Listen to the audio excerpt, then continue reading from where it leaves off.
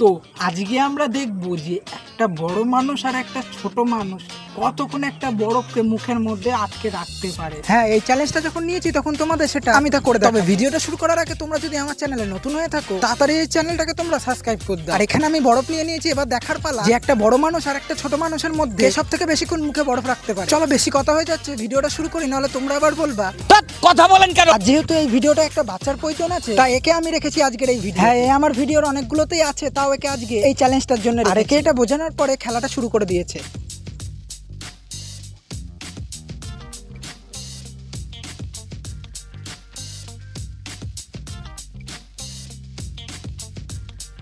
আমার বাড়ি এই বরফটাকে মুখের মধ্যে রাখি কতক্ষণ দেখবো। এই বরফটা দেখা যাচ্ছে। आइए देखते हैं बैठन मजा आएगा। আর তোমরা কমেন্টে জানাও যে কে কতক্ষণ বরফটা মুখের মধ্যে রেখেছে। তো চলো, দেখা হচ্ছে তোমাদের সঙ্গে নতুন কোনো ভিডিও। ততক্ষণের জন্য সবাইকে বাই।